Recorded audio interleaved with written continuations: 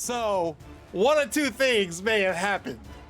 Either I forgot to update the intro with the cutaways for the two teams up tonight, or I just wanted to see the Necro cheerleaders again. I'll leave it up for you to decide. Good evening, ladies and gentlemen. Welcome to the Mid-Atlantic Volley League's Dungeonbowl. We're in the quarterfinals here in this final open competition of the season. We've got quarterfinal number 3 up tonight. And boy, this is going to be a chess match tonight. It's the number 3 seed versus the number 6 seed. Tonight, we're going to have the Gutterballz versus Odin. It's Nuffle. El Nubarino versus Clypheus. We've got Orcs versus Norse.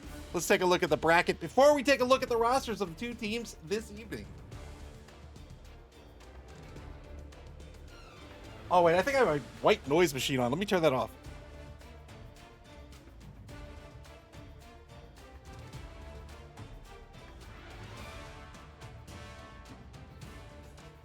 Moop says it was also red and blue mode. I need my beautiful paint job. I'm so sorry.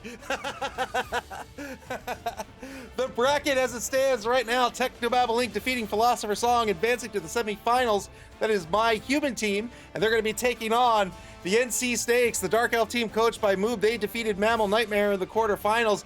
The NC Snakes one game away from making the finals for the 3rd time this season.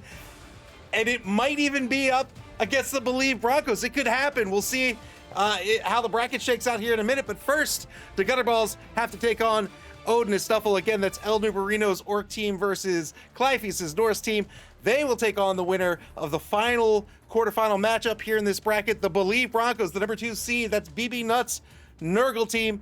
They'll be taking on the Discomancers, Ian's Necromantic Horror team. Boy, this is a tough bracket.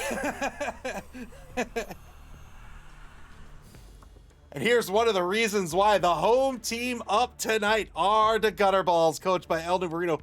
14 players on this roster, and we'll talk about it in just a minute, but you can see how nightmarish this team is for their opponents. They've got all 4 big unblockers, all 4 blitzers. They have a thrower, 2 goblins, the big guy, and a couple of linemen, 1 apothecary, 6 dedicated fans.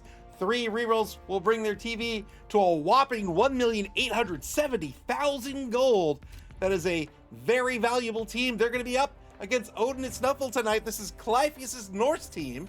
They've got 2 Wolfwearners on the roster, 2 Valkyries. They have 2 Beer Blurs and a whole bunch of linemen, 1 apothecary, 6 dedicated fans, and 3 rerolls will bring their team value to 1,440,000 gold. That's 430,000 gold in petty cash going to the Norse team tonight.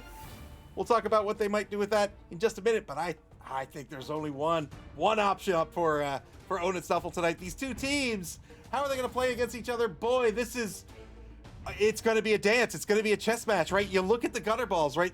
I said the Gutterballz. I told myself I wasn't going to say the Gutterballz, but I've already failed. The Gutterballz. You look at this roster, lots and lots and lots of block. The Norse team has block as well. Lots and lots and lots of guard, lots and lots and lots of tackle. They've got lots and lots and lots of mighty blow, right? This is a team that will murder you. This is such a scary team to be up against. Look at this. Lots of level 4 players, a couple of, or a handful of level 5 players on the roster. Oh, such a frightening team. This is a team that wants to stay grouped up. They want to punch you into the sun, and that's what El Nubarino is going to try to do tonight. And it's not going to be difficult, right? Lots of tackle to negate dodge, lots of block to make both downs safe, lots of guard to get the assists for those 2 die, and you can bet 3 die blocks for this Orc team tonight. And on top of all that, they're up against Norse, which is an AV of 8, right? So they're not going to have much of a problem taking people off the pitch tonight, and that's going to be their game plan. They've got to take those marks, take Norse players off the pitch. On offense, they're not going to really pass the ball. They do have a thrower. They can, of course, pass, as most teams can. But you're not really... The Norse team's not going to be worried about protecting against the pass too much tonight. They're really worried about the run.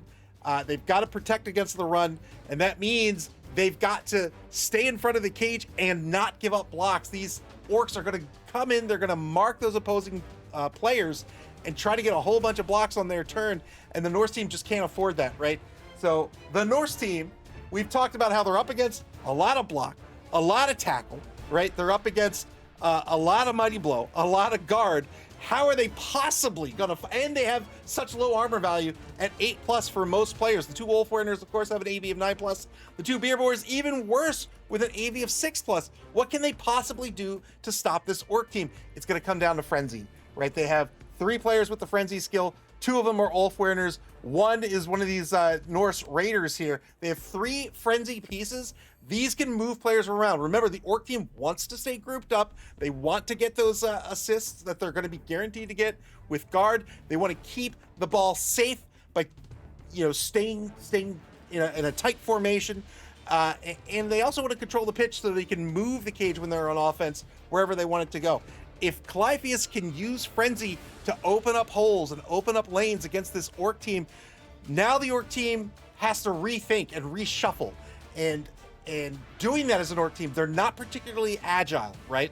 So having to reshuffle, maybe they have to dodge out of a tackle zone, right? They can't block because then they stay put. They could blitz, but if a number of players are out of position, somebody's going to have to dodge. And that's how Clypheus can gain advantage. He's going to have to play a control game, and he can do that by leveraging Frenzy. And thankfully for Clypheus, Clypheus is a known control coach. Clypheus loves to play the control game. He carves out a section of the pitch and just hangs onto it for dear life, just never letting up. Has expert positioning with his formations, never presenting an opportunity for the opponent to open up a lane by maybe having a weak corner on the formation. Clypheus, very, very good at controlling the pitch and will have to do it expertly tonight. I think he leverages Frenzy in order to do that. The Orc team, by comparison, remember, again, they're trying to remove these players. In order to remove those players, they need to take those marks. But these where are they? They're right here. The Valkyries here. These are going to be really, really important. And I think the Gutterballz here. So let's take a look at the big blockers, right? Strength 4, block, Mighty Blow, Guard. Great. You want to take blocks with them. You might even say those you want to be your blitzers. I say not so. The blitzers have better agility, right? They're a 3+ instead of a 4+, one of which has the dodge skill, which I think was a great pickup by El Nubarino, by the way. So they have Jeff Bridges here, who is an expert blitzer, right? He has block, Mighty Blow, dodge. He has an Ag of 3+. That's the player you want to try to get in on those Valkyries, right? This is the player who might be able to maybe go through the corner of a formation on a 3+ dodge to get to a Valkyrie to try to get them off the pitch. If he can get those 2 Valkyries off the pitch, now, I know we talked a lot about Frenzy, but now the Norse team is going to be in big, big trouble because those Valkyries have to, while everyone else is controlling the pitch, those Valkyries have to be moving that ball. The Valkyries are going to be the ones getting that ball into the end zone or applying pressure on the Orc offense. And if they're gone, it is so tough for this the Norse team to really come out ahead in this game. They might be able to control the pitch, but getting that ball downfield is going to be so, so difficult. 430K in petty cash going to the Norse team this evening. I mean, that's got to be Morg, right? It's got to be Morg. Mighty Blow +2. You want to try to hit back, right, against this Orc team. A Norse team, they're like glass cannons, right? Lots of block. They have Frenzy, so they're chucking even more dice, but they're very, very weak. So when they go in to take a block, they want to come in to take the block, but they don't want to remain marked. Morg is a great companion to that, right? You got Morg with Mighty Blow +2. He's got high strength, and he can really put the hurt on this Orc team that has high armor value. Now suddenly their armor value is down on the Norse level, and I think that's going to pair well with the Norse team. He'll have to keep, he as in Clypheus, will have to keep Morg safe from an Orc counter blitz, but you do that by controlling the pitch, right? You do that by pitch control. That's what Clypheus is good at. And so I think if he picks up Morg, he'll be able to keep Morg safe, and he'll get great effect out of Morg turn after turn after turn for the duration of the game. Clear skies for the game this evening. Electric Man says Morg doesn't play in the playoffs, does he? Morg plays whenever someone gives him money. Unless, I didn't check the treasuries, unless El Nubarino spends money to keep Morg out of the game, but I don't think he has that in his treasury.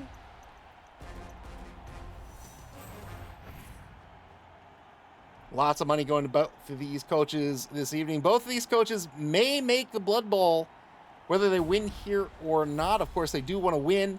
and not just try to become the new Dungeonbowl champions, but also increase their odds of making the Blood Bowl, the Invitational Championship, at the end of the season, which is happening right after this competition. So there it is. Morgan Cindy for Clypheus.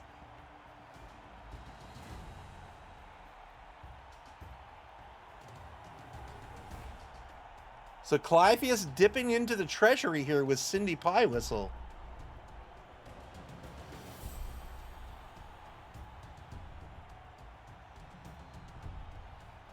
Oh no, he's not. It was 100 or 430K exactly. So well done. So Morgan Thorne will be taken to the pitch. I think that was to be expected. Cindy, maybe not so expected. He'll get a drive out of Cindy for sure. I don't know what he had on his bench. I don't think he has a bench at all. So he's going to hope to win the coin toss here to get the most use out of Cindy, or the most guaranteed use out of Cindy. And the Gutterballz is going to win the coin toss, and you can bet they are going to start on offense. So Odin, it's not. Oh, he does have a bench. All right, fair enough. He's got a bench. The problem with taking Cindy Pie Whistle or Secret Weapon without having a bench, if you're not on offense to start, you're on defense, and the offense scores late in the half, right? The Secret Weapons can only stay out on the pitch for a single drive, and so if you get, say, only one turn out of it, and you don't have a bribe to keep them on the pitch, they're probably not returning, and you're probably not getting any use out of them. But he does have a bench of 4 players, so that's fine, I think, for Odin and Nuffle. Not even going to matter. It looks like they're going to field Cindy Pie Whistle here for drive number 1.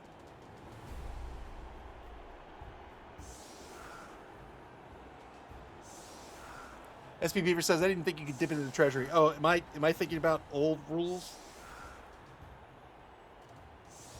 You definitely used to be able to. It was a whole thing. The whole inducement phase was this was a whole bunch of rigmarole.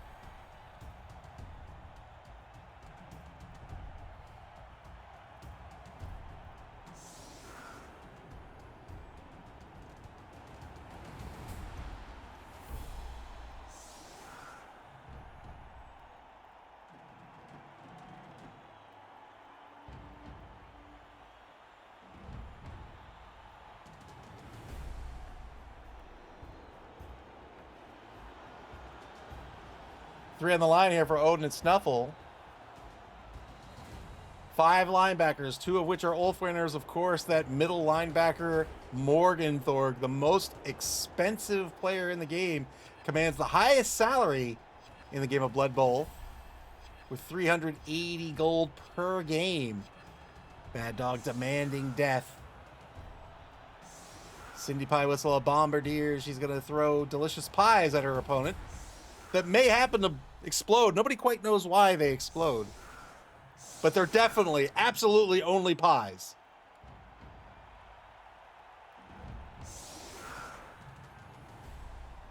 Telestrator of Doom.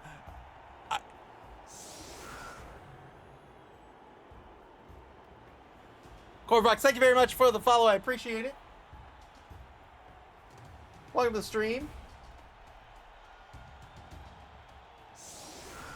Bursting with flavor. 5 on the line here for the offense.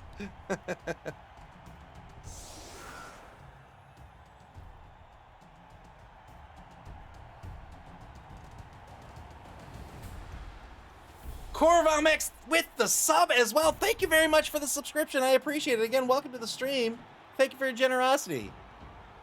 Thank you very, very much. I really do appreciate it. 1 back to receive. It's going to be Jeff Bridges, the MA7 Blitzer. This is a blodger with mighty blow and sure hands. Here's the kick. Odin and Nuffle in the blue. The Gutterballz in the yellow. Cheering fans. We're going to have a fouling frenzy, folks, for this drive. You'll be picking up SPP if you foul.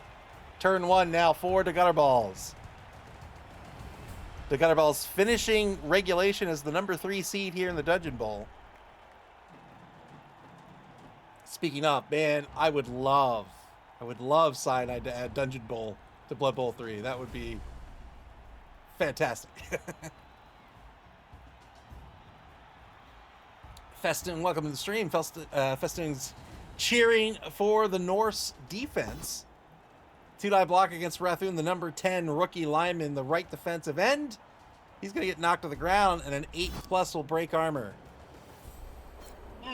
There's the armor break. Gets a stun out of this. Two-die against Bordeaux is going to be dub skulls. The Gutterballz down to 2 rerolls for the half. They end up with a push.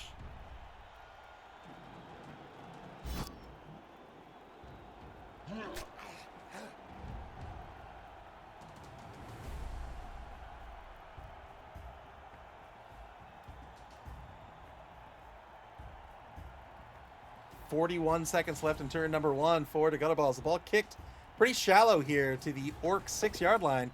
Got to go in on the pickup. Works out with sure hands after blocking down the line. And the ball's going to end up in the hands of Jeff Bridges on the Orc 4-yard line.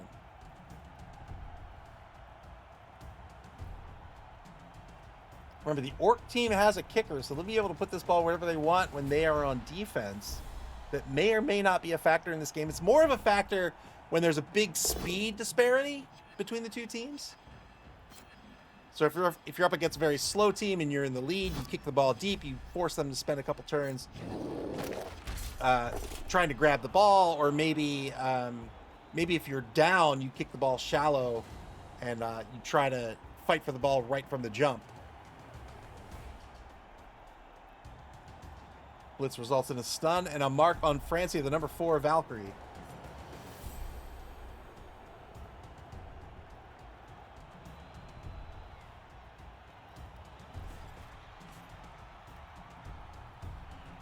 Francia, we'll call that a safety, the right safety. Frizia over on the left. Two-die block now by the Troll will be a POW. Mighty Blow is going to make this a 7+ to break armor on Canterbury, but no armor break.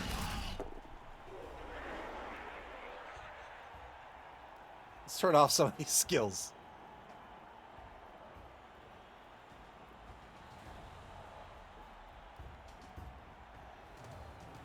The Gutterballz on the bonus clock here in turn 1. They're a minute down.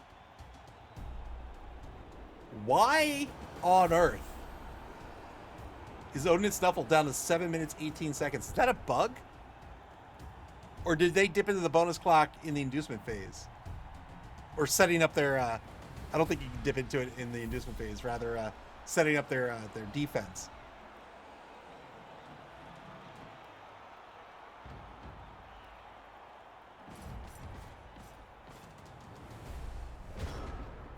So the Orcs with a line of protection on the ball carrier. Turn 1 now for Odin and Nuffle.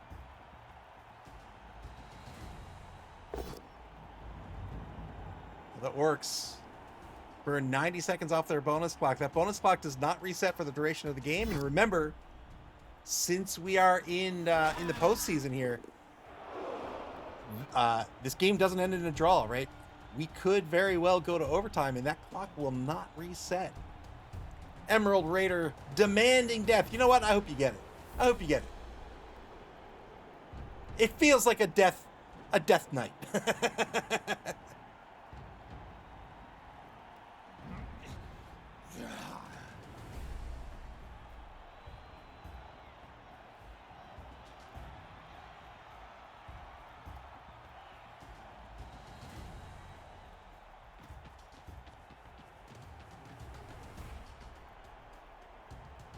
With a minute to play in turn number 1, we get some marks over on the right side by Odin and Nuffle. 2 marks on the number 1 big end blocker. This is Maud Lebowski, who's going to get knocked to the ground.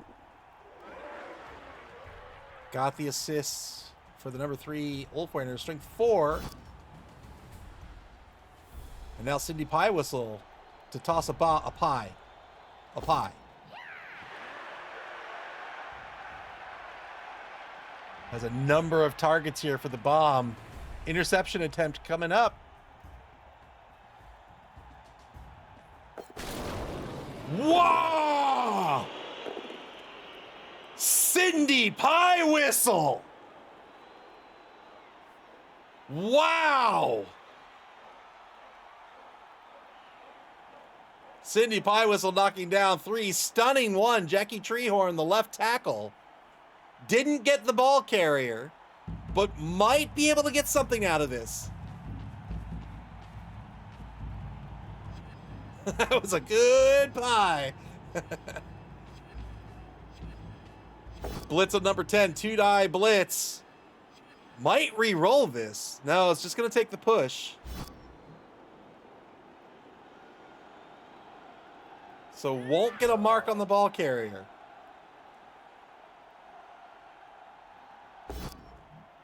And now 3+ dodge away from number 2. Doesn't work out. Spends a re-roll here. And the dodge succeeds by Francia. Wait. Right. Onus Nuffle down to 6 minutes 45 seconds on the bonus clock with 2 re-rolls remaining. So Francia here has the dodge skill. Had to spend a team re-roll due to being marked by John Goodman, who has the tackle skill. Tackle negates dodge in every way. That means you don't get your free re-roll when you try to dodge away. You also don't get to remain on your feet on a defender stumbles result. Turn 2 now for the Gutterballz, and that ogre is just going to stay on the ground for a bit. He's like, you know what? I know who I'm next to. I'm good right where I am, guys. Just leave me be for a turn.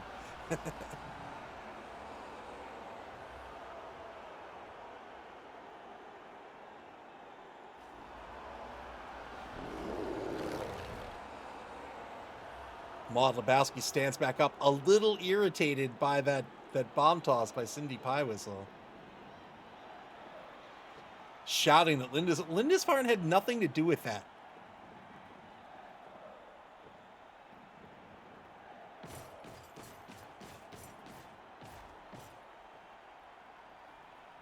A mark taken on the pressure player over on the right side. This is Armal, the number 13 lineman.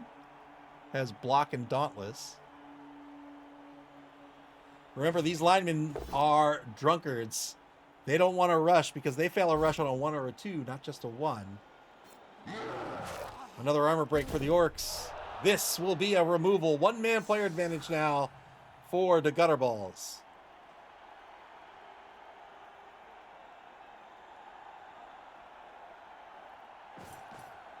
Morg with a massive strength of 6. But if he can get dice on him and knock him down and foul him, absolutely worth it. Huge strength of 6 and a huge armor value of 11 plus as well. Now the Gutterballz trying to mark out the Norse team. So you can see what they're doing here. If you kind of look at the tackle zones, they're trying to control this side of the pitch here and keep the defense over here. They're going to advance the ball to the opposing 6-yard line.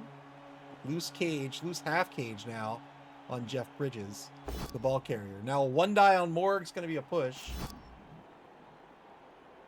Will he try this again? No. Turn 2 now for Odin and Snuffle. I'll tell him more what you said.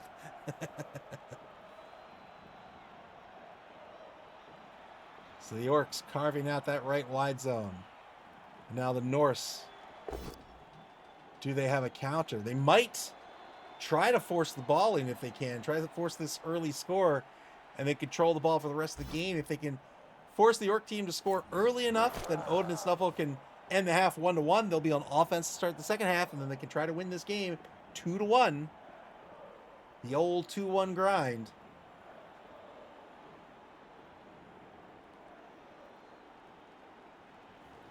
Stop giving people the middle finger, man. You're in the quarterfinals. Show some decorum.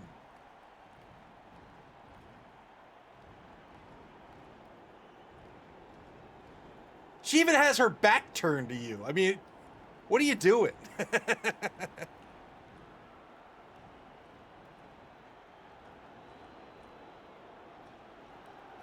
50 seconds on the clock here for Odin and Snuffle.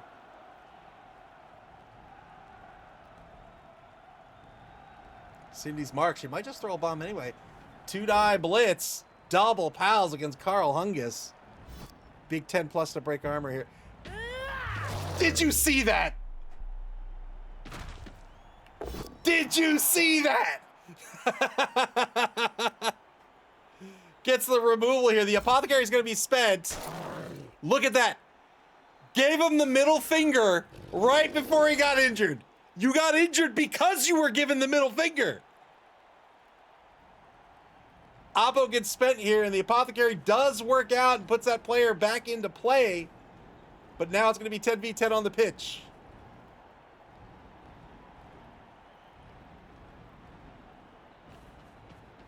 Put that finger away. You're going to get hurt.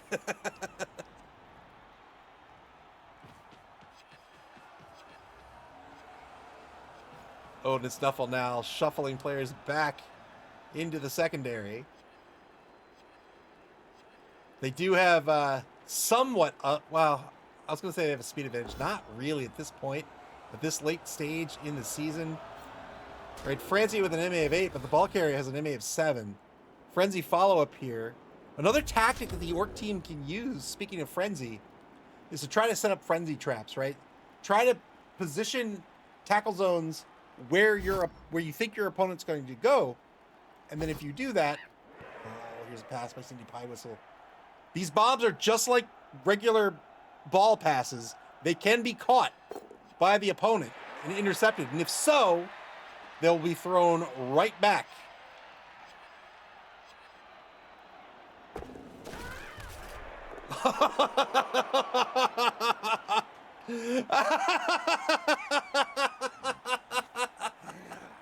Oh, Cindy! Cindy stuns Francie of the Valkyrie on the tipped bomb pass.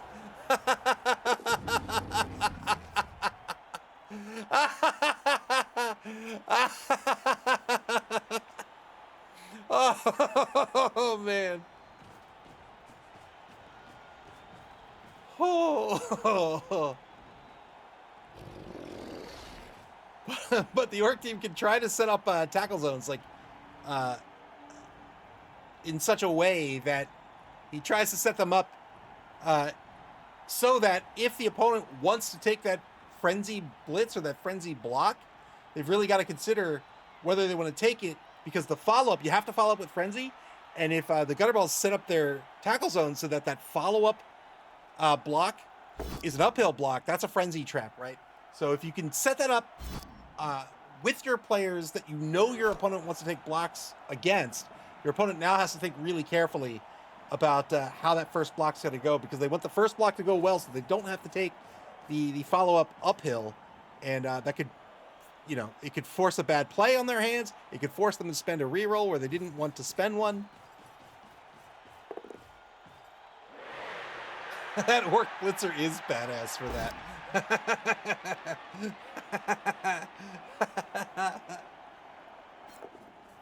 And now a blitz on Frisia will be a push.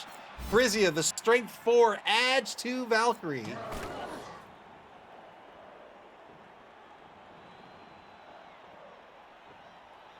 "13 seconds ago here in turn number 3.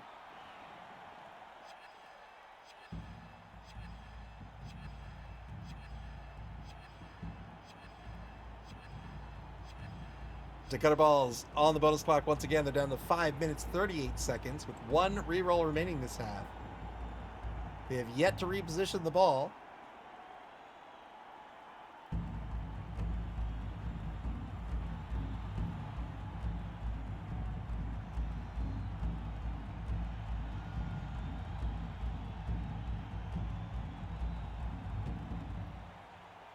Thinking about their turn for these final movements here.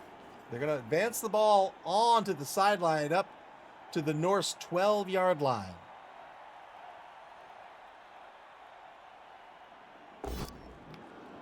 Double skulls against Bordeaux. That will be the end of the turn. And now turn 3 for Odin. It's Nuffle.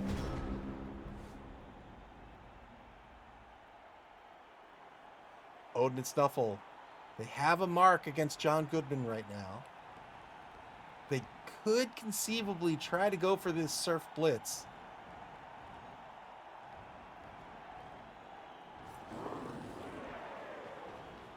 Not going to go for the Surf Blitz. Instead, going for the regular Blitz against Jeff Bridges. And gets a dodge push out of this. Strip ball on Frisia, but sure hands negates strip ball. So strip ball says on a block or a blitz, if you push that player, right, if they get knocked down, they're going to lose the ball. But if you push that player, strip ball will force that ball to bounce out of the hands of the ball carrier. However, sure hands negates strip ball. So the dude will continue to hang on to the ball here after the failed blitz.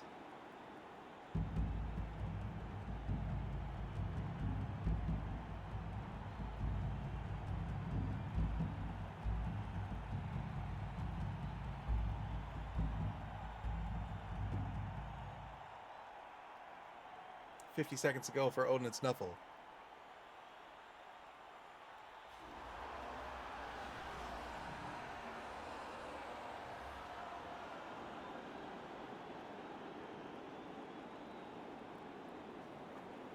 Really thinking about the turn here. Remember, they have to have tackle zones in place to stop the forward movement. So far, they've been getting in there into the nitty gritty and fighting with the Orc team. So far, it's been working out pretty well.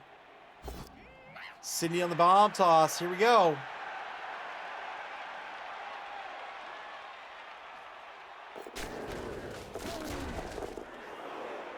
Boy, these Orcs, man. These Orcs. John Goodman knocked down. John Turturro knocked down as well, but Jeff Bridges is going to remain on his feet. Accurate pass by Cindy Piewhistle, but just can't knock down the ball carrier. Frenzy follow-up against Jeffrey Lebowski. This will be a knockdown. Has to follow up due to Frenzy and is back on the bonus clock. 2-die by Morgan Thorpe. 8+ will break armor, but no armor break.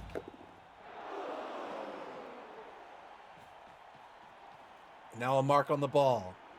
Canterbury marking Jeff Bridges on the sideline. The number 7 lineman comes in to mark Steve Buscemi. Steve Buscemi to the left of the ball carrier. And now a 2-die against Jackie Treehorn will be a POW. Big armor break. Got the removal. And now a one-man player advantage back to Odin Nuffle.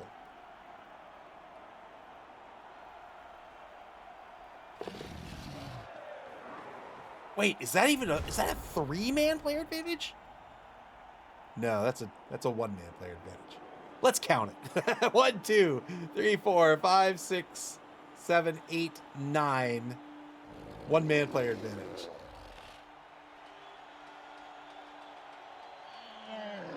Turn 4 now, forward to Gutterballz. Heavy pressure on the sidelines. Jeff Bridges with an MA of 7 is in scoring position right now.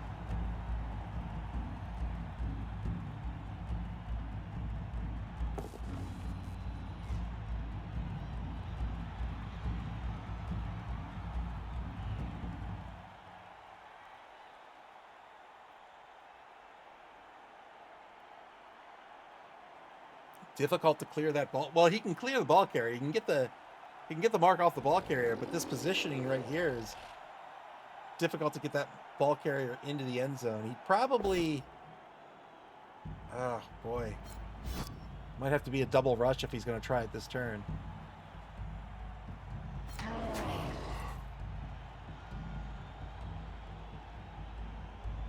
So, has removed the mark from the ball carrier now. If he goes in with the blitz with Jeff Bridges and doesn't get the POW, that's going to be a tricky spot to be in.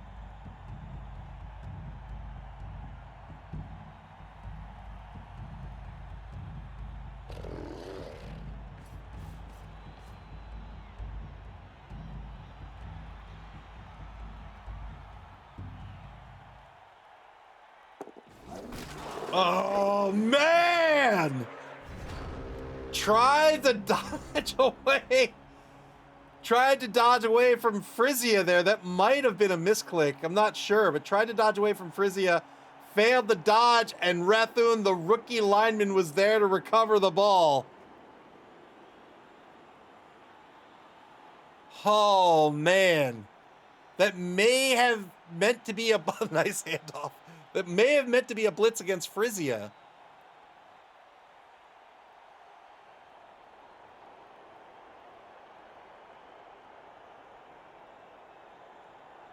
And now Odin, it's Nuffle, recovering the ball here in the final turn of the first quarter.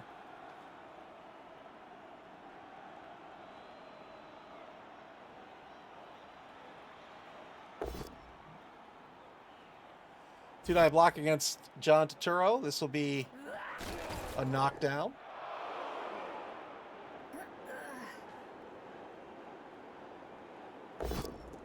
Two-die against John Goodman. Clears the ball carrier. And now I think he's just going to shoot out here.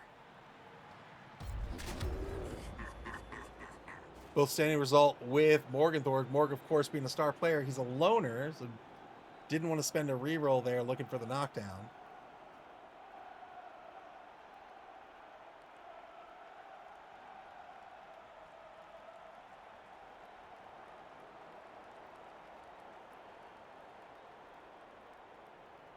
$20 seconds left in the first quarter as Calafius considers his options.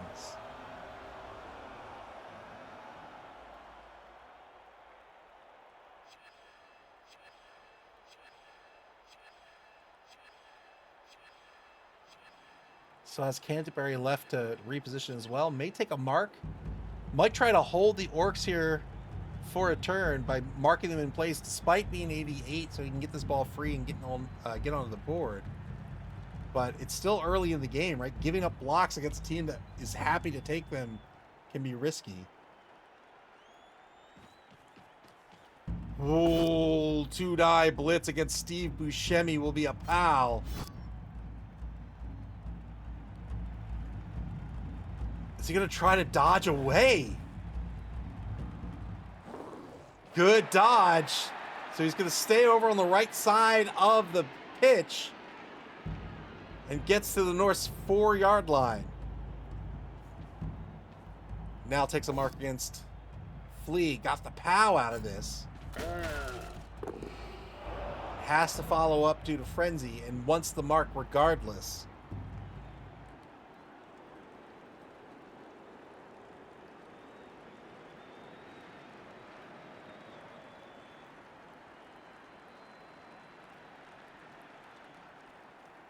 Four minutes left on the bonus clock now for Odin and Nuffle. You can tell just how deep in thought these two coaches are here in this game.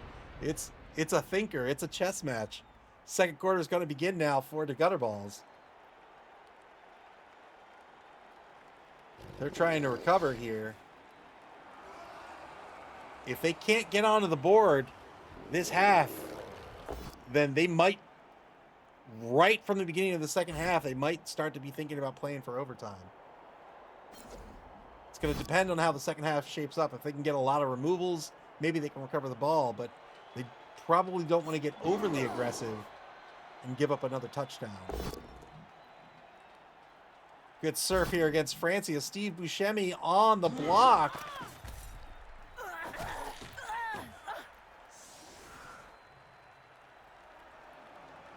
Dedicating a lot of players to the surf. Now they'll be able to stand up John Turturro here and try to lock down the ball carrier if possible. Look at the block on Iona. And then they can try to orthogonally lock down the ball carrier here. Iron Cynic, welcome to the stream. Iron Cynic asks, does that Valkyrie have strength and edge up? Yes, indeed.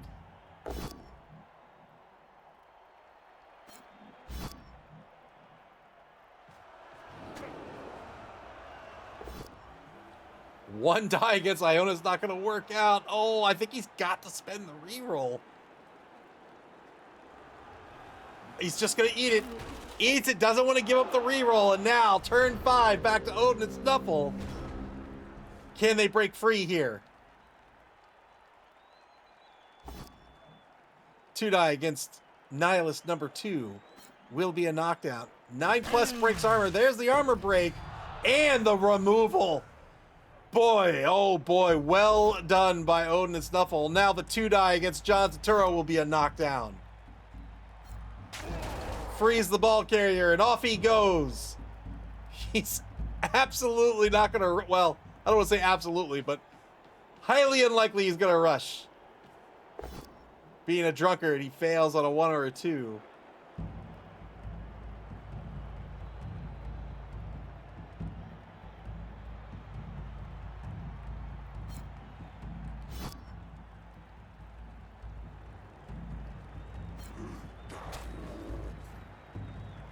Morg, fairly ineffectual. Well, I don't want to say ineffectual, but typically when you pick up Morg, you're looking for removals.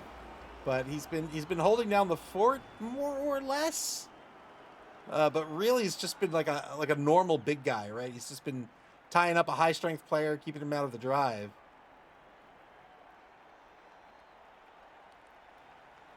Cindy moves in to take a mark against Jeffrey Lebowski. Couple of dodges work out as Frisia moves forward to safety. And this might be the, well, let's see, where can he get? He probably dodges away number 7 as well, and that might be the end of the turn.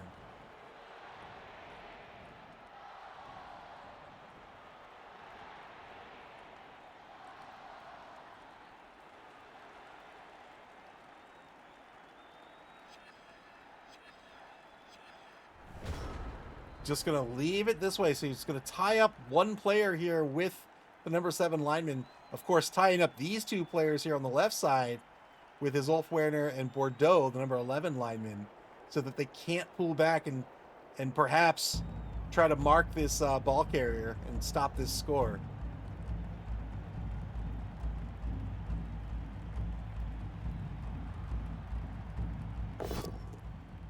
Two-die on the number 7 lineman will be a POW. No armor break.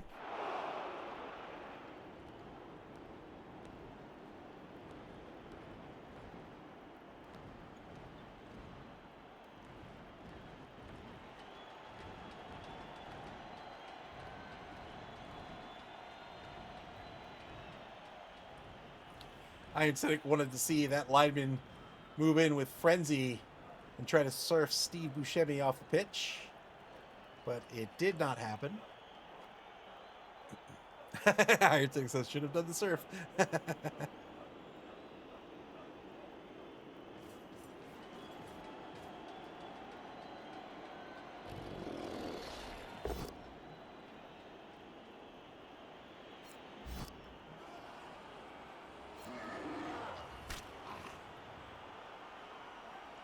Should I stand up blitz? Results in a push.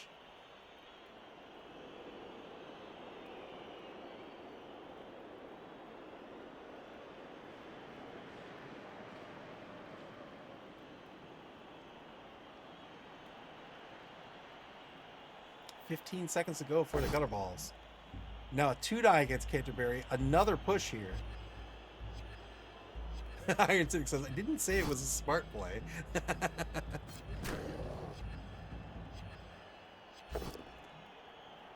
Really wants to knock down Canterbury, but just can't do it. Canterbury remains on his feet despite being surrounded by a gaggle of orcs.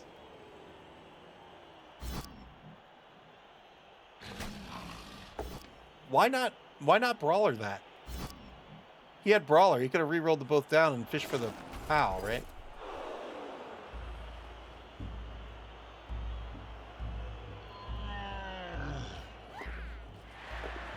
Good dodge into a rush to mark Rathun, the ball carrier. So the Gutterballz, hoping this mark works out. I think it's going to end up being a blitz. A blitz away by Iona. Yeah, here it is. 2-die blitz. Got the POW. If not, that would have been a 2-die follow-up. And now Rathun can freely walk down pitch to the opposing 22-yard line. and can hang out without worry of being attacked by the opposing team. So Odin and Nuffle almost certainly going to get on the board here in a turn or two.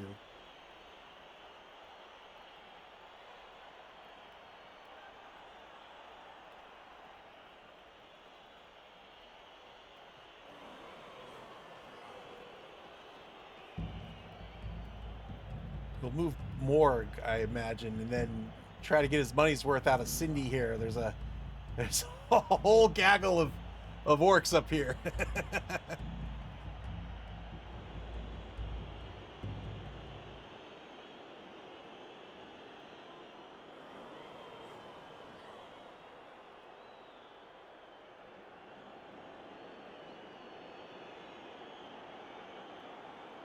"41 seconds on the clock now for Odin and Nuffle.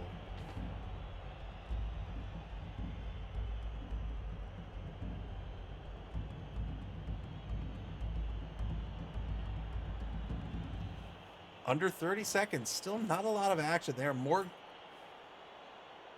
moves to the left to help assist on a block, it looks like, by Bordeaux. But here's the bomb toss by Cindy Pie Whistle.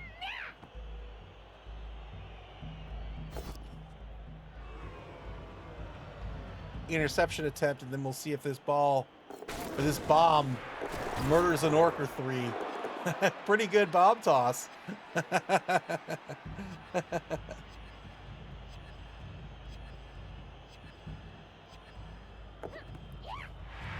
Cindy using all you can eat. Lost his opportunity for the one die here.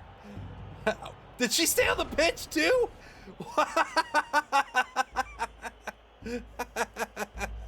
So Cindy using her once per game to toss a bomb twice with the risk of being called off the pitch immediately, but she's going to stay on the pitch. Got a stun out of that. Stunned one of their her own players as well, but not much more. Turn 7 now for the Gutterballz.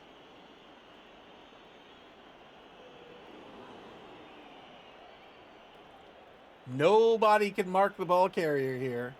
Jeffrey Lebowski, being knocked to the ground, needs to spend 3 MA to stand up. That's 2 standard movement remaining, plus another 2 for the rush, means they can get to about here.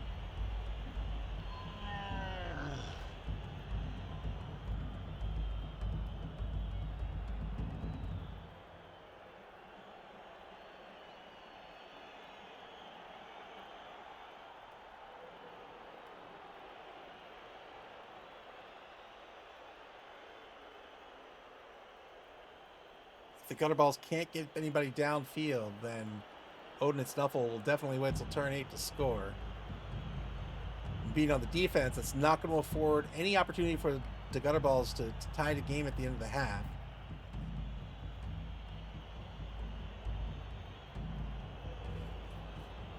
Wow, the blitz on Cindy Pie Whistle. Gets the knockdown here. 6+ is going to break armor.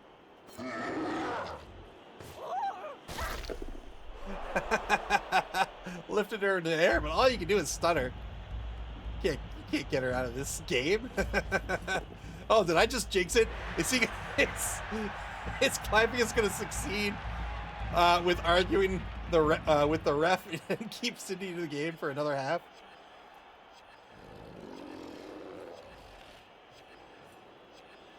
Setting up for a block against the downfield lineman here. Number 7 gets a POW out of this. Looking for an 8+, doesn't get it. Now the Gutterballz back on the bonus clock with just 4 minutes, 10 seconds remaining. 2 die by the troll against Bordeaux will be a knockdown. 7+ breaks armor this time. There it is. There's the removal.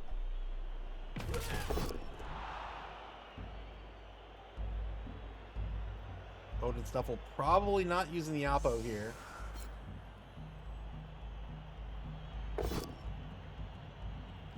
Yeah, Mighty Blow is great, but when it's against low armor value players, even better.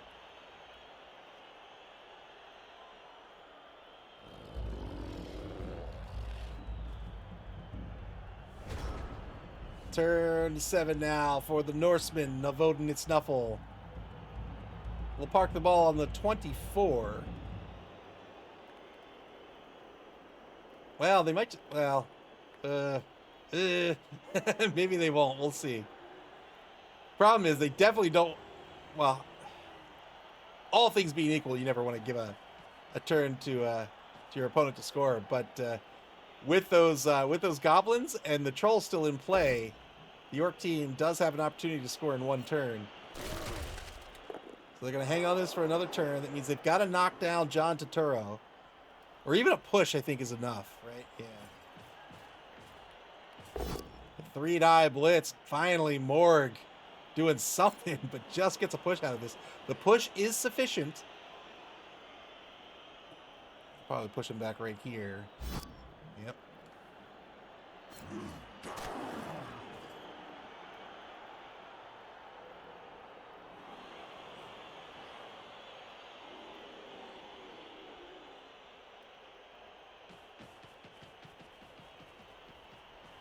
And now Frizzy is going to go help cheer on Rathoon. Says, yeah, you know, I normally score the touchdowns on this team, but you know what? It's your time to shine, buddy. Go ahead. Go ahead. I'll allow it. In actuality, she's just running for her safety. Final team reroll spent here on turn 7 because why not? Final turn of the game coming up. Top of turn 8 here for the Gutterballz. They're not going to be able to stop this score. But they might be able to get some removals here and set themselves up to be in a better position for the second half.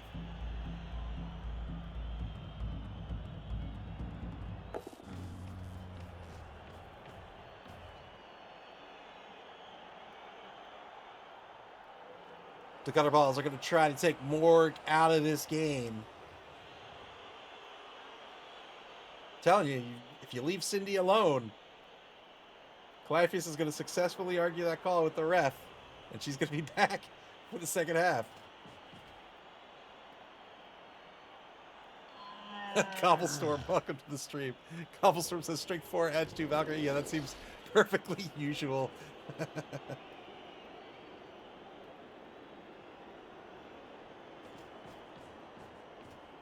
Here's the 2-die blitz against Morgenthorpe. He'll spend the final reroll here. No. Oh, he's got another block out of this, I guess.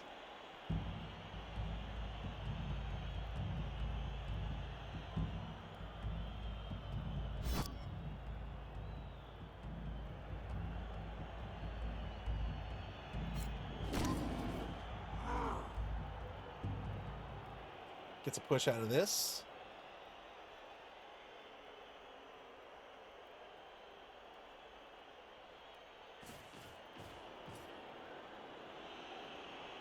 Blitz spent. I think that's it, unless he's going to try to foul someone. Is he going to try to foul Cindy?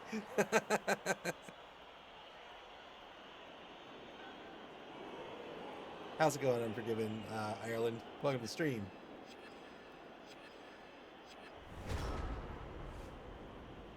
Oh no, you're good. You're good. Turn 8 now for Odin and Nuffle. And they're just going to walk the ball in to take the lead at the end of the first half. 1-0. They're going to be on offense to start the second half as well.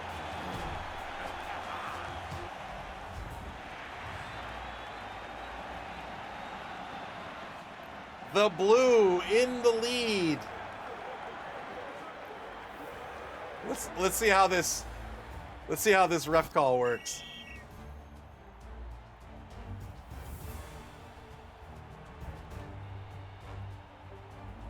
The dramatic pause.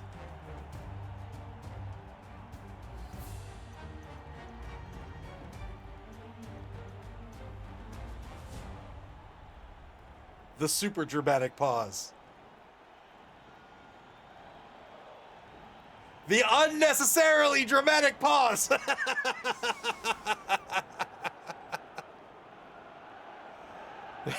Arguing the call didn't work out. Cindy gets called off the pitch. She's out for the rest of the game. 11 on the pitch now for the Gutterballz. It'll be 11v11 going into the second half.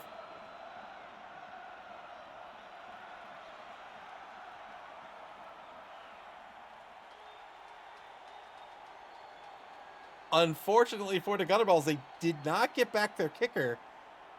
I think if they had their kicker on the pitch, they'd probably go for the onside kick and fight for this ball right out of the gate, maybe hope for the blitz. They're going to set up in a cups formation as Odin and Nuffle sets up their offense. It was a tactical timeout for a breather.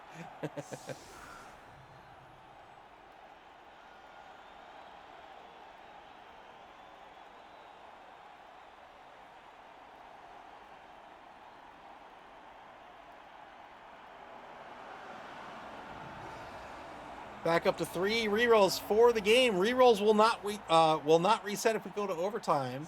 Neither will the bonus clocks, and both coaches down to about 3 minutes 40 seconds on the bonus clock. 5 on the line for the offense now. Morgenthorpe in the center position. One of the strength 4 Ulfwereners, in fact, both strength 4 Ulfwereners in the guard position now. One of which has mighty blow and tackle. That's the left guard. Festive with the gifted sub. Thank you very, very much. Thank you for your generosity. I appreciate it.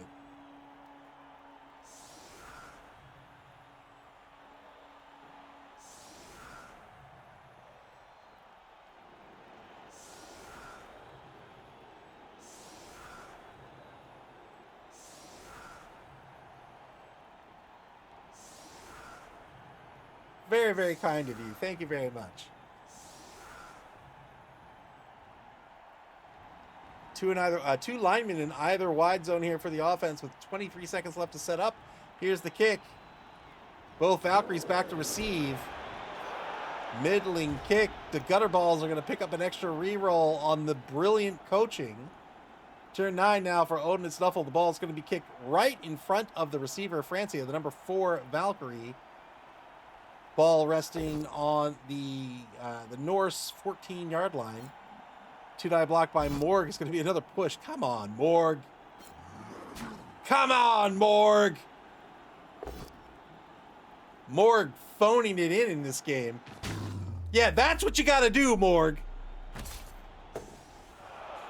A one-man player advantage for Odin and Nuffle. Oh, thank you very much, Unforgiven Ireland. I appreciate it. I really do. Thank you.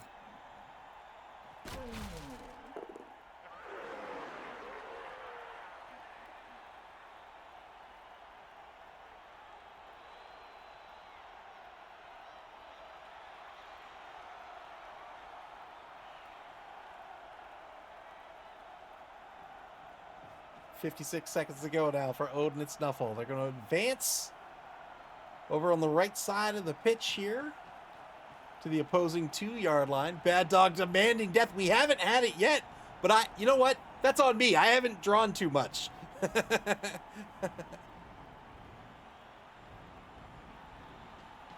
See, if I win my game, I need one of these teams to still be able to beat the next team. Frizia, the number 5 Valkyrie, moves up to the 4-yard line just inside the right wide zone. Odin and Nuffle spreading wide here. The redemption's broken. We've had 0 death. Ball pickup works out here. Now in the hands of Francia, the number 4 Valkyrie.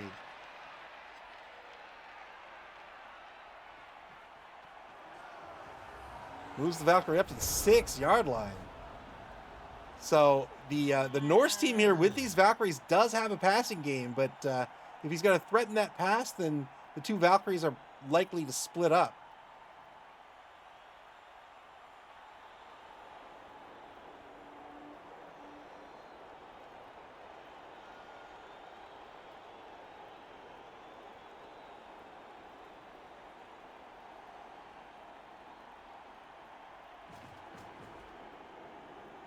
The winner of this game tonight will advance to the Dungeonbowl semi-finals.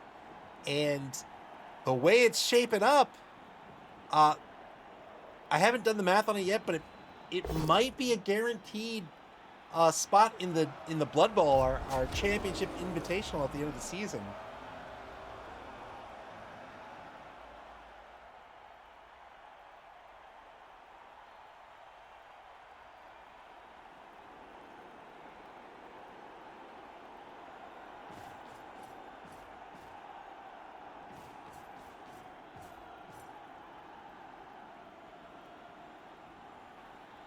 I believe if the NC Snakes or the Believe Broncos make the finals here in the Dungeon Bowl, then the third place teams will advance to the Blood Bowl.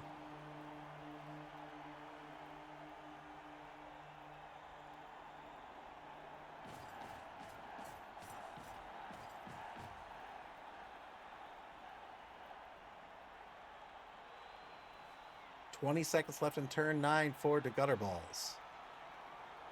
Offense spread very wide here, controlling most of the pitch, forcing the defense to spread wide as well. Remember, the York team is not a team that wants to spread out. They want to stay grouped up. Turn 10 for Odin and Nuffle. It's not just forcing that defense to spread out, but it's also giving this offense plenty of movement options. Morgenthorg still ineffectual as he gets a push result against the Troll. The Troll will stand firm. Morg, don't hype up the crowd, Morg. The crowd hates you. Boo.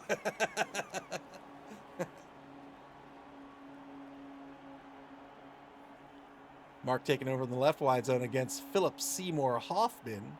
Wessex, the rookie lineman, taking the mark. Here's the blitz. 2-die blitz. That'll be a knockdown. 9+ to break armor by the Wolfwainer. Has to follow up due to frenzy. And now has a mark against Jeff Bridges.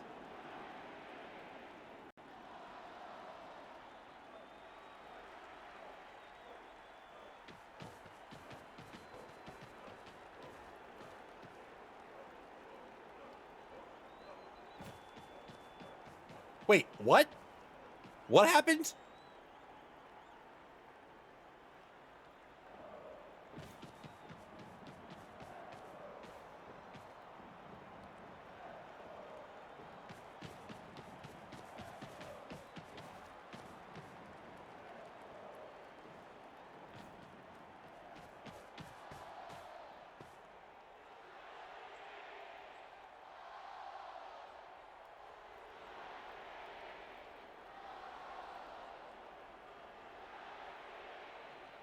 What happened?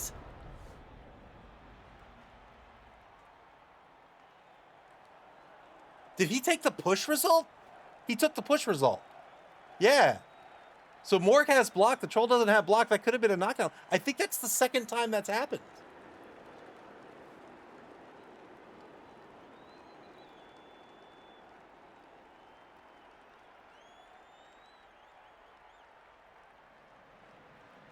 Turn 10 for the Gutterballz as the Norsemen advance across the line of scrimmage to the opposing 6-yard line, just off the left sideline.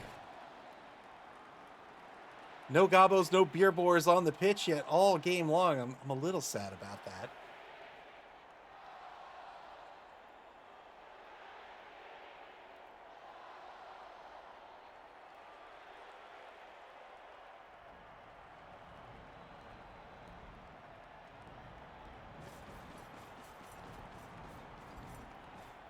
El Nubarino moving John Turturro back into the safety position.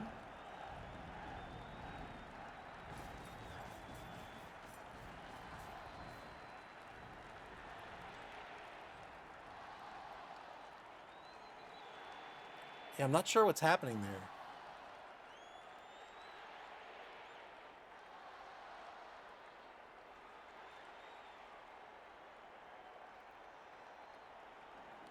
Do you think maybe El Nubarino just has the skills, like the full skill list turned off and is just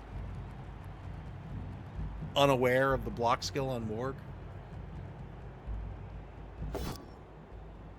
2-die against Lindisfarne will be a push.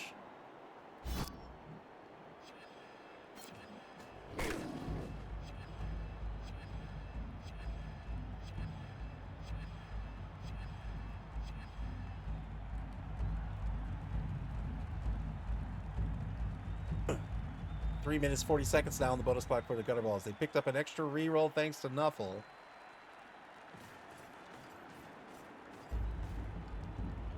But they're, oh boy. They're a little out of position here. It's going to be tough. It's going to be tough to get in on this ball carrier with so many open linemen available to protect the Valkyrie.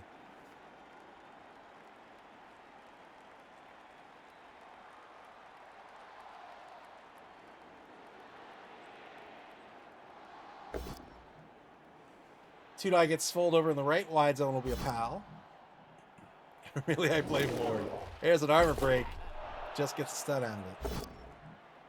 A pal against Dumberton. Looking for an 8+ this time. Doesn't get anything out of that.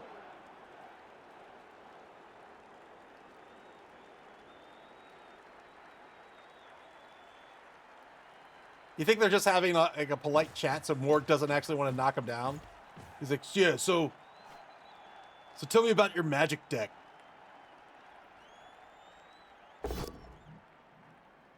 Tudai against Iona. Spends a reroll here. Breaks armor. So these armor breaks may amount to something. He's locking down Wessex, doesn't have to worry about Iona. Whoa! 4+, 3+ to mark the Valkyrie. I have the Final Fantasy Cloud deck. So much fun. Finally, he's what? Oh! Got the removal. Got the removal. He stood up and vanished. He was like, "You're using the Final Fantasy deck? I hate the Final Fantasy cards. Get out of here." Turn 11 now for Odin's Nuffle. Blitz on number 5. A push will be enough. There it is.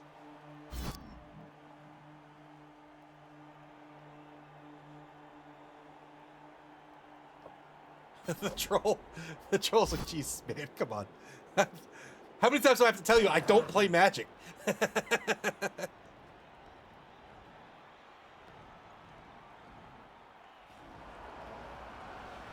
I said I was into My Little Pony. Friendship is magic.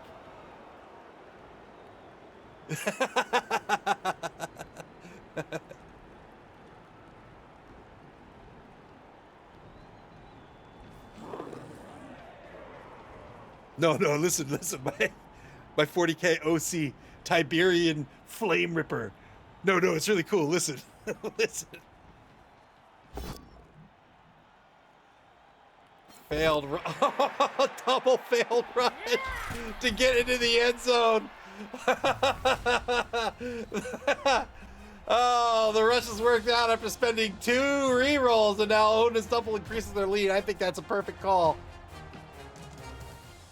And now the Gutterballz is down by 2. It's going to be very difficult to come out, even with a draw here at turn 16. But we'll see if Elden Marino can pull it off.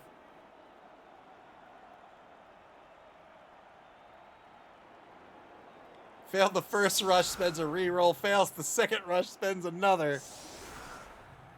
And was able to get into the end zone. 2-0 the score.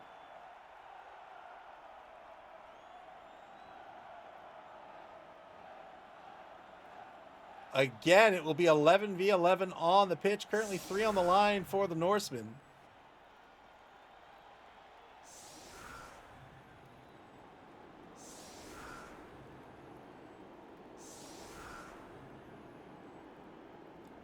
Yay, we finally got a beer boar on the pitch. Let's go. Let's go. Various sites in Northwest England.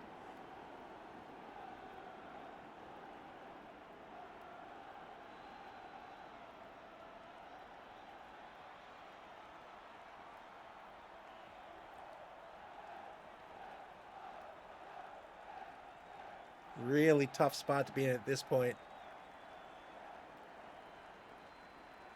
The Orc team needs to score twice in 6 turns. That's 3 turns a touchdown, and you're giving up the ball after the first one. It's going to be real tough. Elden Marino might just put his faith in Nuffle and go for the throw teammate touchdown, but we'll see.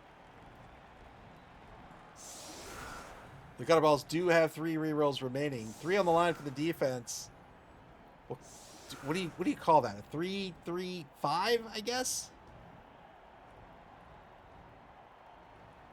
Yeah, so I think the Gutterballz are going to go for the one turn here. They've got the troll off to the right side here, unmarked. And the goblin standing right behind the troll. So the goal here is going to be to retrieve the ball, let's say with this player, right? Then you move the ball up for the handoff to the goblin. This troll then throws the goblin down pitch to roughly here. There's a little bit of a scatter.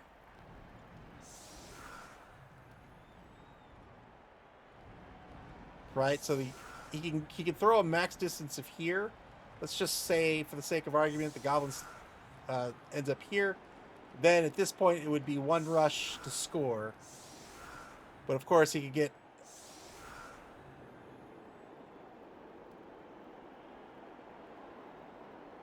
Here's the kick. No kicker for the Norseman. It's an onside kick. Oh, no! Onside kick to the 2-yard line, and they get to reset their defense. They roll a 3 on the D3. They can reset 6 players. So they can mark the troll. They can start to fight for this ball right out of the gate, assuming it's not a touchback. There's a 3 in 5 chance that it's a touchback. A 3 in 8 chance, excuse me.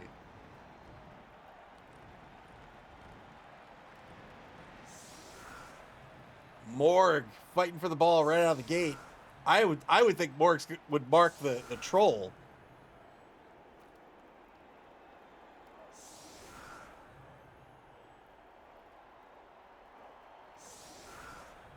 Moving a player back to defend against to somewhat defend against the throw teammate toss. There's a mark on the troll.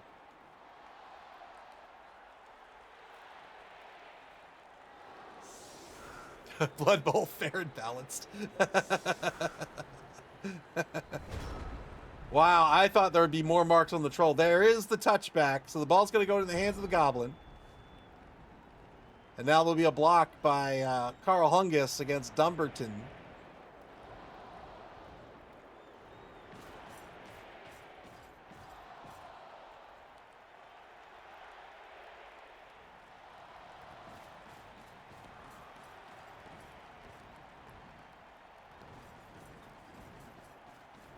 Moving players first.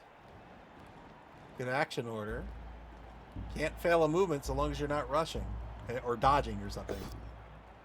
2-die block against Rathoon first. Gets the knockdown here. Here's the armor break. Gets a stun. And then there's the 2-die, but Carl Hungus will take the push. That's all he needs. And now, he still has a blitz on the table. He's going to take his blocks first. Gets a push out of this against Canterbury. Probably cursing himself right now that he's not getting more knockdowns. Gets one here. Can he get the 8+? Got the 8+. Gets a stun. Blitz still available. Here's the blitz. 2-die blitz against Canterbury. That's a both standing result. And now it's time for the throw teammate attempt. Riskiest action you can take in the game. We'll see if it works out.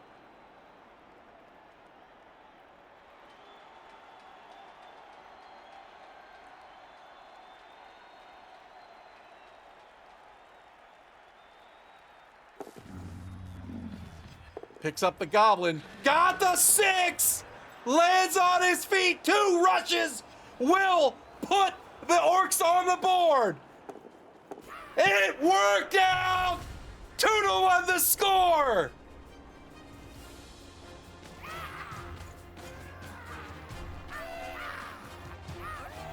One-turn touchdown by the Gutterballz.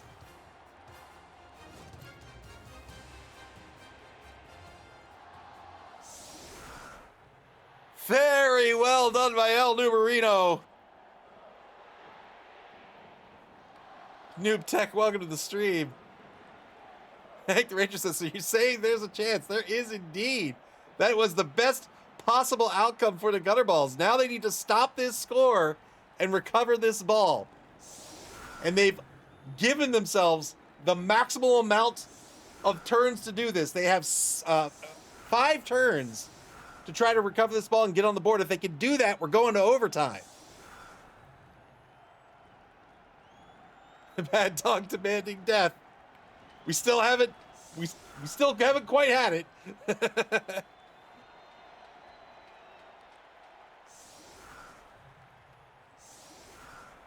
A wide cups formation here for the Gutterballz. So trying to screen out these Norsemen a little bit here. They're still giving up the sidelines.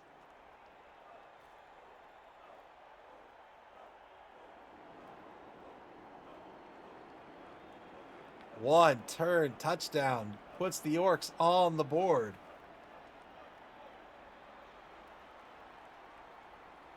I thought for sure that the Norse would mark that troll with more than a single piece. They could have marked that troll with up to 3 pieces. But instead they wanted Morgan on the ball in case the ball bounced in play.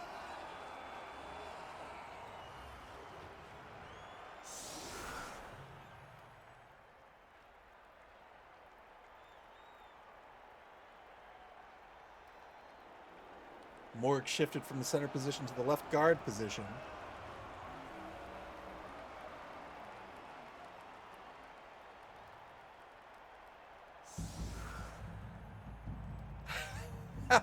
Elder Burrito, welcome to the stream.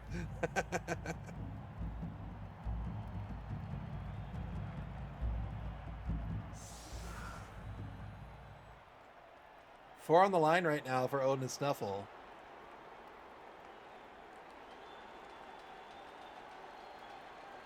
Odin and Snuffle set up their first offensive drive with 2 linemen in either wide zone.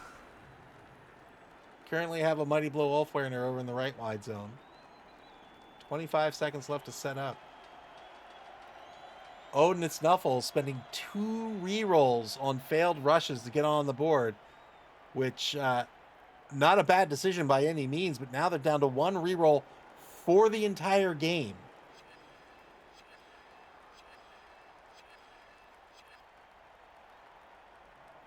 So that'll be it. So the Wolfwearner over on the right side here. And 1 lineman pulled off the line and back a space. Here's the kick. The Gutterballz. The Gutterballz get another reroll. Praise Nuffle. They're up to 4 rerolls now for the remainder of the game. 2-9 by Morgenthorg. This will be a knockdown on Carl Hungus, looking for an 8+. Morg just can't get players. I think Morg has removed 1 player. It was the troll, and the troll's back.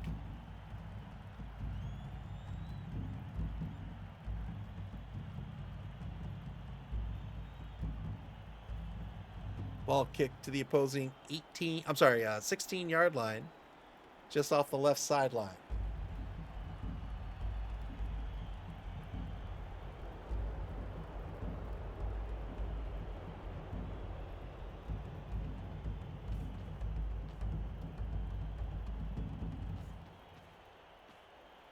Odin Stuffle repositioning players, trying to get some protection on the inevitable ball carrier here. Shifting a whole bunch of players to the left, setting up columns on the left side, trying to shut down any blitz opportunities over in the left wide zone. See if this means the Orcs come in on the right side. 2+ works out. Frizzia, the ball carrier right now. Strength of 4, edge of 2.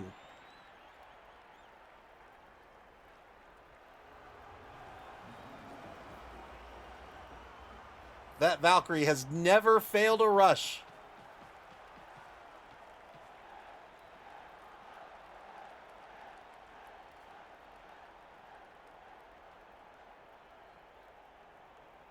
"12 seconds to go here in turn 12. The defense needs to get a crack at this ball. Hank the Ranger says, sorcery!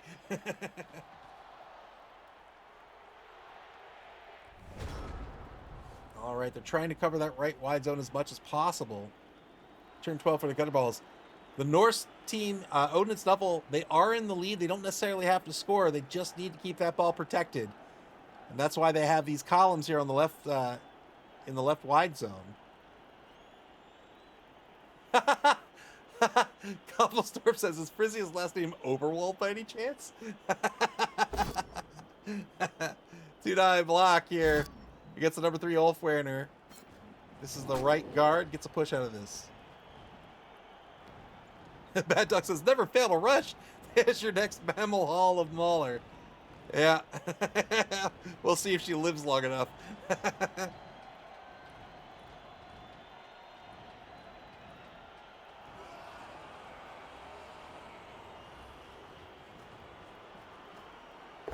Here's the blitz against Rathoon. Gets a push out of this.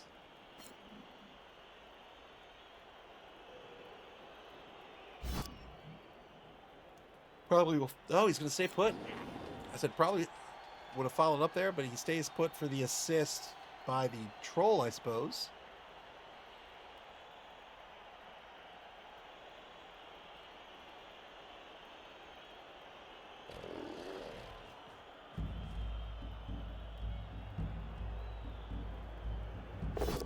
Yep, there's the block by the troll. Got the knockout on Morgenthor. Needs a 10+.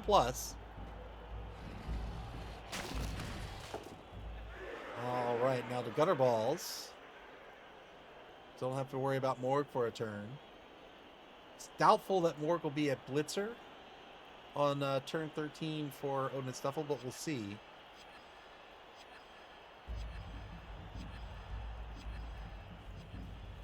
They do have a goblin on the... Yeah, I was going to say they do have a goblin on the roster. And look at that. 3 + 3 + 2 + 2 +... What? What?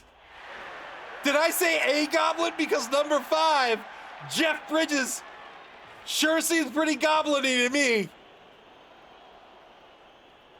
Jeff Bridges with the 4 + 3 + 2 + 2 +, following the gobbo to take a mark on the ball carrier.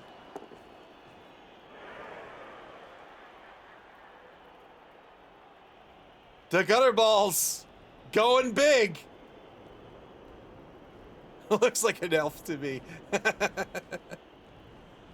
Trying to lock down as many players as possible. Knows that this Norse team is down to 1 reroll. Sure, this Valkyrie is an Ag 2+, but you take that mark, maybe you fail that 1 in 6. The Gutterballz now under a minute on the bonus clock for the duration of the game.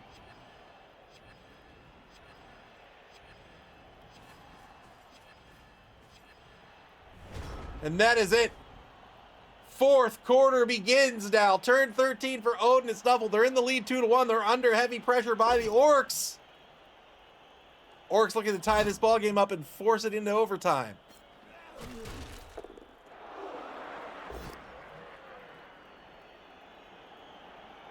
Push on Steve Buscemi. Might try to shoot this ball down that left wide zone that was left open. Or I'm sorry, the left sideline that was left open.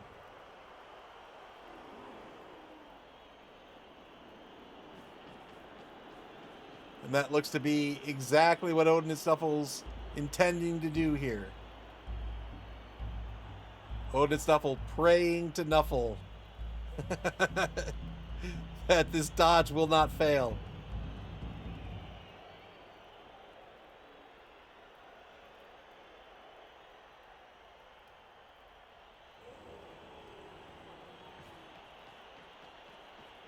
There's the setup. 1, 2, 3, 4, 5, 6, 7. Gets the ball carrier to the opposing 4. 2 rushes would be the opposing 8.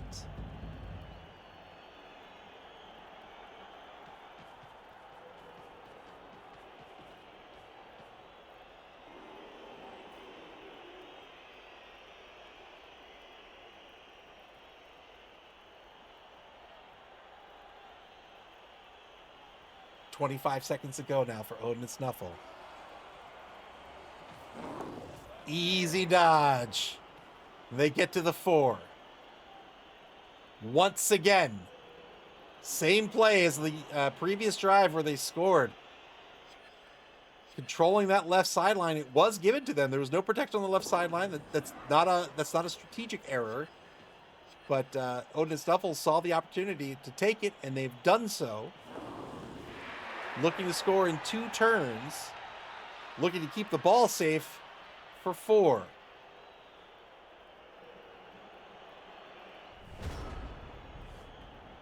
The Gutterballz on turn 13.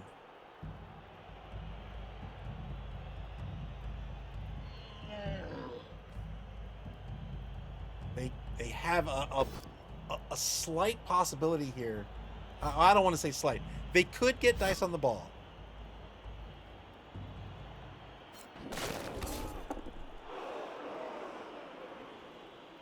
Unforgiven Ireland says there was a song in the mid-2000s in England called 25 Seconds to Go.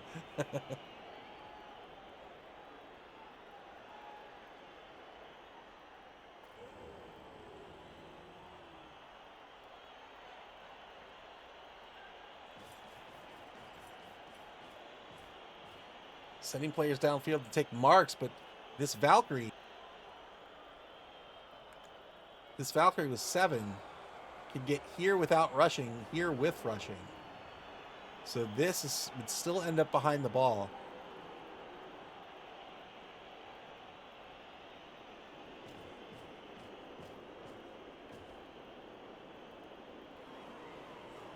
"21 seconds to go."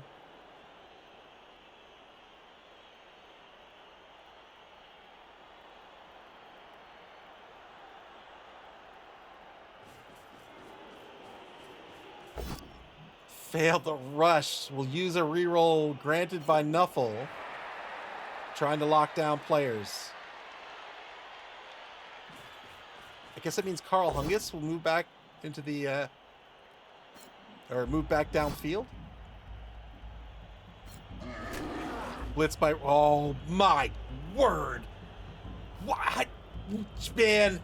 Quarterfinals, man. Wow. Took the blitz to get the chain block to mark the ball carrier.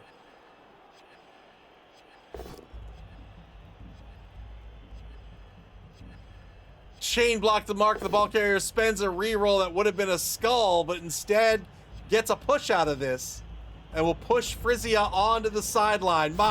Man. So, these coaches, man. So good. What a play by El Numerino. Man, oh man. They're down to 18 seconds. Oh, I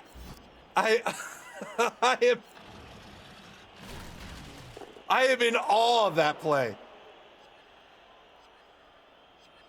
Got Steve Buscemi into position for the chain block to push Steve Buscemi onto the ball carrier for the uphill block. Steve Buscemi, of course, has strip ball.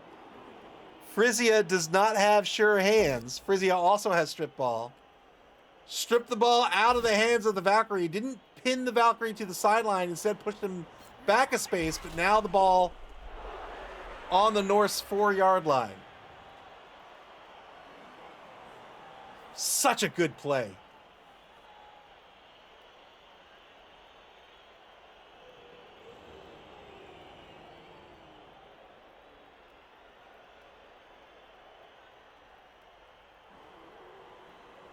So smart. 2+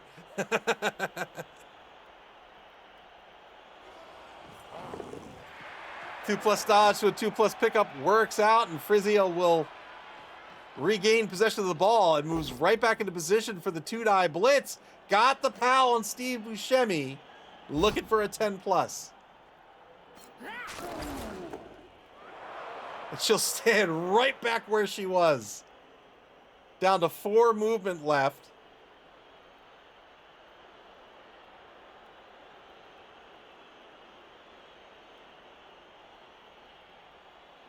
How did Steve Buscemi see that chain?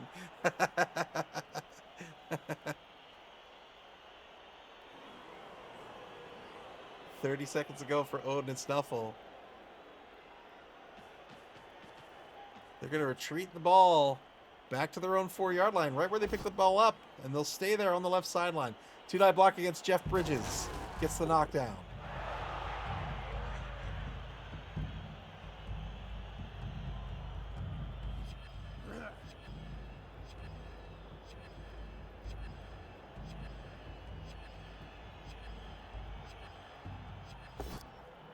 A 1-die against Jeffrey Lebowski is going to work out as well. All these blocks work.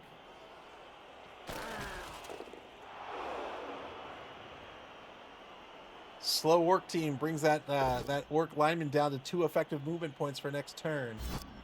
Also disallows the block.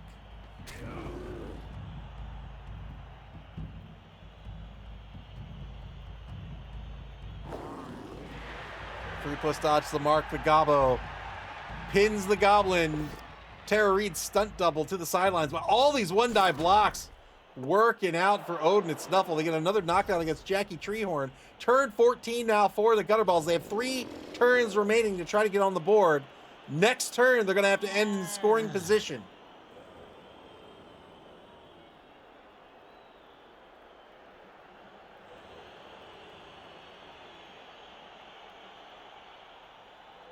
No time left on the bonus clock for the Gutterballz, so they have just 1 minute, 35 seconds to plan out this turn and execute. Already a quarter of the time off the clock.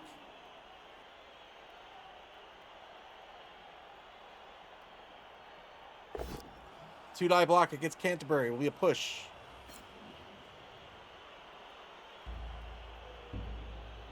All this time deciding on push destinations. This is time being chewed off the clock. Now down to 1 minute, 7 seconds.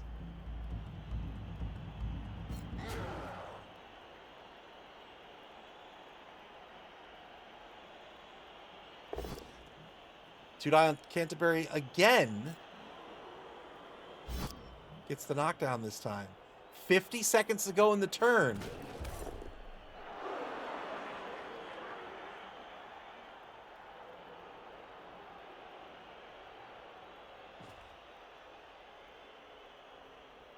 Blitz still available.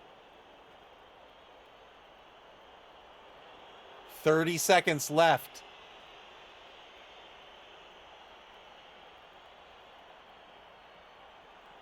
The Gutterballz running out of time on the clock. They're down to 20 seconds. Number 7, Steve Buscemi stands up. 15 seconds to go. 10 seconds. Where will the blitz be? Here it comes. Two-die uphill blitz. This will be a push.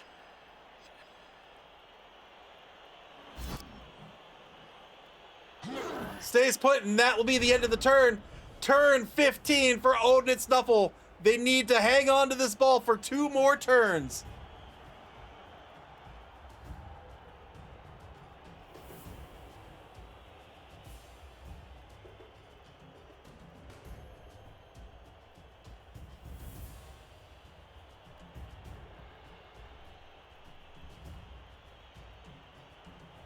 Oh, man. Can these orcs pull this off? 1 reroll for the Norsemen. They might... Would a retreat work? No, they're going to blitz forward. 2-die blitz. Double pushes here. They'll take the push.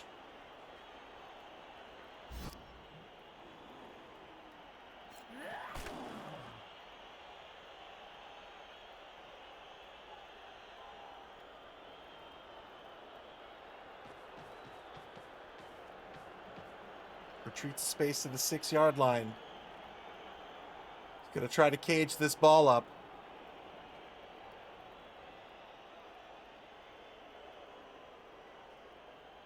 If he succeeds, then the Gutterballz might need to try something risky here. They're going to have to end in scoring position. That might be the Goblin, I think. Boy. Oh, so tough.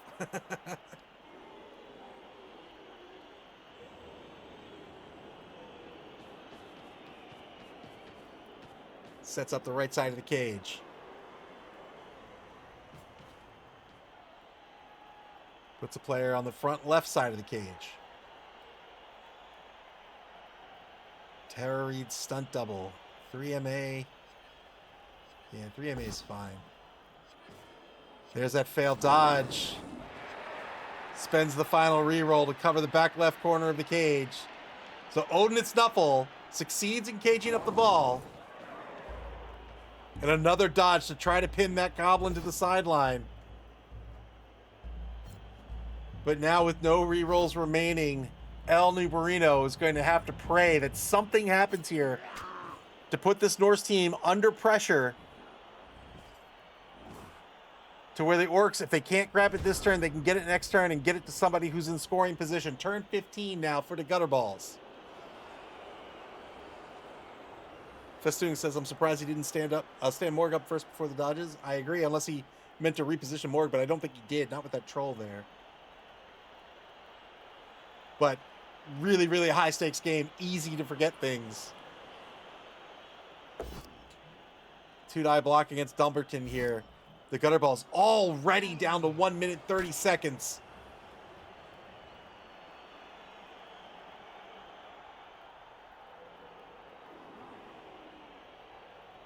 They have no block on the cage. It has to be a blitz. 3-die block against Svold is just a push.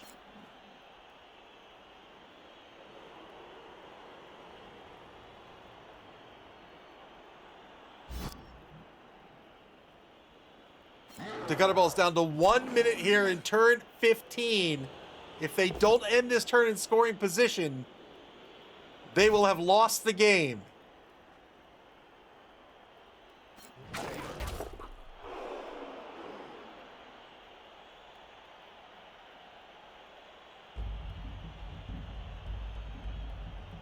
"38 seconds.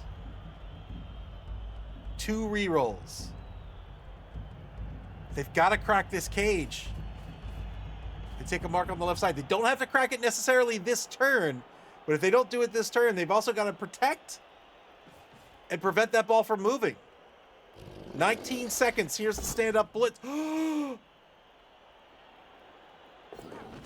Tried the 6+ dodge onto the ball carrier. It didn't work out. They are not in scoring position. And that does it. Odin's Nuffle wins this one 2-1. Oh, oh my God.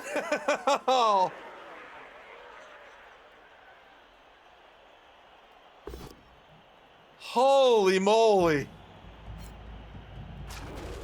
This does not mean that the Gutterballz are out for the season. This will be their final game of the Dungeonbowl, but they may qualify for the Blood Bowl, depending on how this Dungeonbowl bracket shakes out.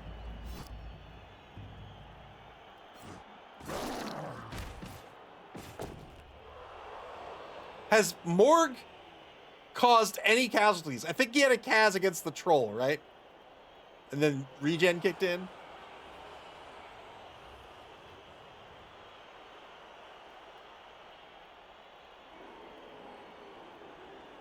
Oh man, oh man. Odin's Nuffle will be looking to just retreat the ball and keep it safe.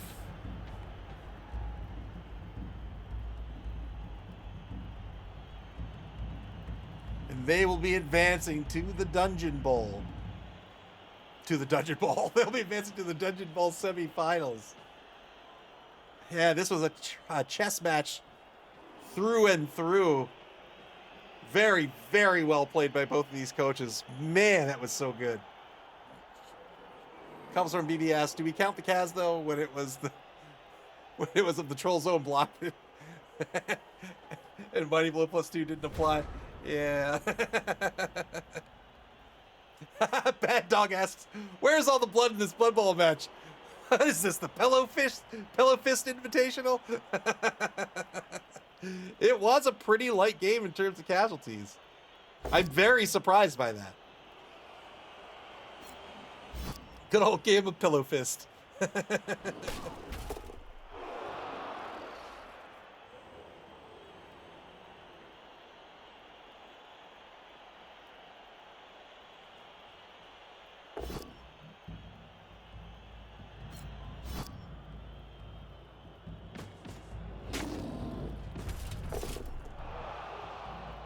KO here. Doesn't get really anything out of that.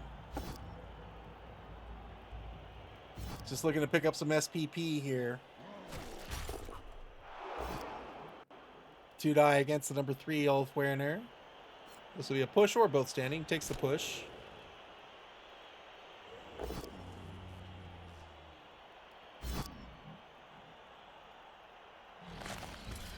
Oh, he took the both standing. I see. Oh, man. 50 seconds left in the game. Nope, that will be it. That's the end of the game. 2-1, the final. Odin, it's Nuffle, wins this one in a very hard-fought match by both of these coaches. My goodness. My goodness, so well played. That was a ton of fun to watch. And with that, Odin and Snuffle will advance to the semifinals. They're going to face off against the winner of our final quarterfinal matchup between the number 2 seed, Believe Broncos, that's BB Nuts Nurgle team, and the number 7 seed, the Discomancers, it's Ian's Necro team. And then after that, coaches will begin scheduling their semifinal matchups.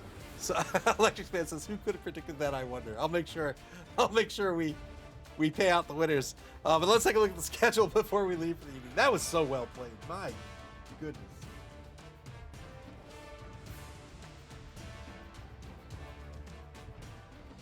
All right. Our final quarterfinal matchup is scheduled for this Monday, February 2nd at 6 o'clock p.m. Eastern Standard Time. That's UTC -5. That's going to be the Believe Broncos versus the Discomancers. BB Nut versus Ian. Once again, that's Nurgles versus Necromantic Horror, and that will close out the quarterfinals.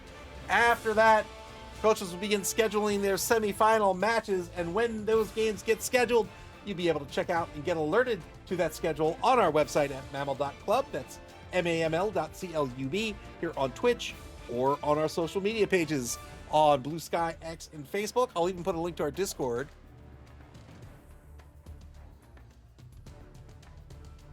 There you go. There's a link to the Discord in chat. You can also check it out in our Discord channel. We have dedicated, or Discord server rather, we have dedicated channels for both standings and schedules, and the schedules there are in your local time zone, so you don't have to do any weird math to figure out when the next game will be played. And you can also watch previous games on our YouTube channel. And boy, you need to play this game. You got to play Blood Bowl. It is a ton of fun. Orcs versus drunken Norsemen playing football. That's amazing. This game is so much fun. You can play Blood Bowl via Blood Bowl 3 via Steam, the Epic Game Store, PlayStation, and Xbox, and in tabletop form at your friendly local game store until this Monday, February 2nd at 6 p.m. Eastern Standard Time. Take care, everybody. Thanks for hanging out tonight. We'll see you back here on Monday, and enjoy the rest of your weekend.